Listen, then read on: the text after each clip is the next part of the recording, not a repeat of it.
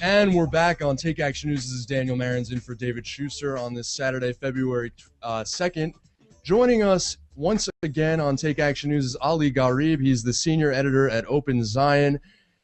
Ali, is the Obama administration in favor of torture? Because they have now nominated John Brennan, who is the President Obama's chief counterterrorism advisor, to the head of the Central Intelligence Agency.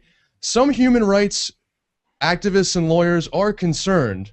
What do you think? No, I don't think that the Obama administration is in favor of torture. I think the only reason it's a question is because they've failed to take an accounting of torture policies in the past, and that might actually wrap up John Brennan, who was in the CIA's counterterror office when a lot of these the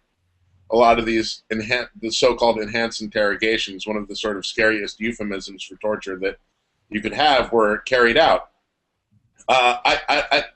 Brennan himself has actually spoken out against torture after his tenure at the CIA ended, but his role in those interrogations isn't exactly clear. And the Obama administration, as well as the Senate, have suppressed a lot of the reports about those procedures. And but I think it's tough to look at them and see that they're still, and decide that the administration would still be carrying out these policies, these torture policies.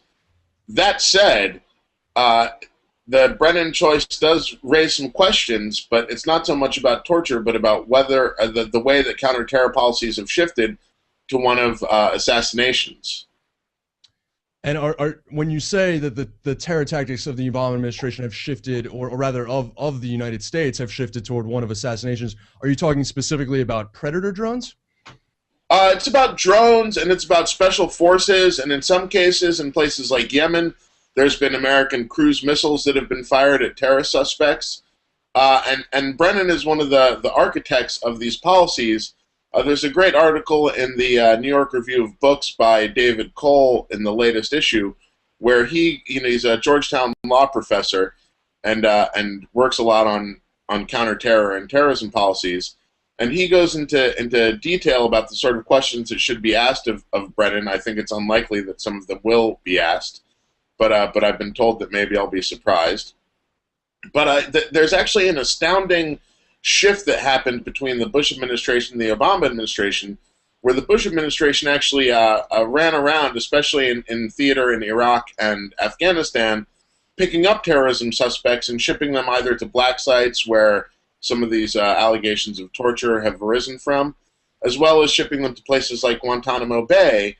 The Obama administration, perhaps because of its disdain for the policies of indefinite detention at Guantanamo Bay, though it has continued those policies for current detainees, but maybe because of its unwillingness to put more people into that system, has actually sort of reversed the trend of the Bush administration, and now these targeted assassinations vastly outweigh the captured terrorists in the field that are brought into U.S. custody.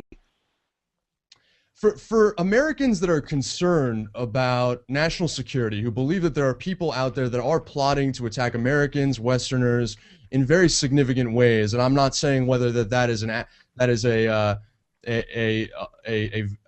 completely valid fear, and certainly in its scope and its scale, but for those of us that are concerned about terrorists out there, we've seen a switch, as you said, from these black sites where we were torturing people to one that focuses more on assassinations.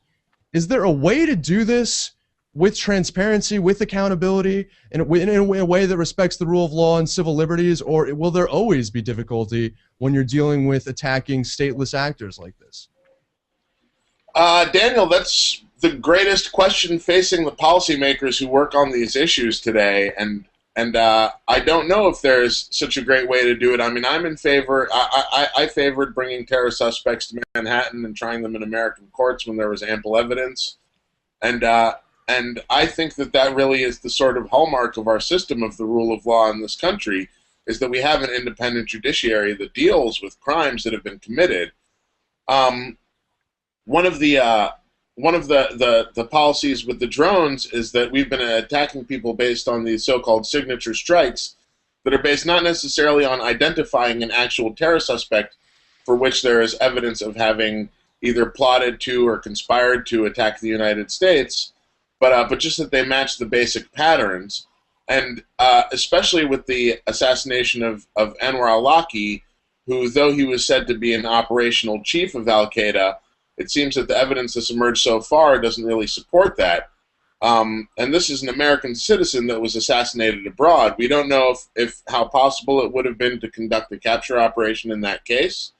Those things, these matters are all kept classified. I was just in Sundance, where there was at the Sundance Film Festival, there were two really interesting films on the subject. One was by my colleague Peter Bergen, who it was a film that was based on his book Manhunt, about the CIA's hunt for Bin Laden, which really laid out this case clearly in terms of the Bin Laden, the attempt to get Bin Laden. And then there was another film by two friends of mine, Rick Rowley and Jeremy Scahill, which actually won a jury award for cinematography, that took a much wider view, and they traveled to Afghanistan, Somalia, and Yemen, and did reporting on the assassinations and shown how this program has grown, the way it leans on special forces raids, where we're actually putting boots in the ground, but there doesn't seem to be much of an effort to capture. These seem to be assassination operations.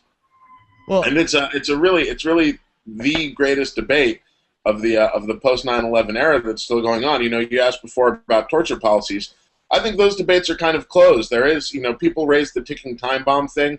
As far as I'm concerned, that's not really a question. You don't sacrifice your moral standards as a nation and as a civilized people in the name of security measures in hypothetical situations like that. I think that debate has been largely closed, and public opinion polling bears me out on that.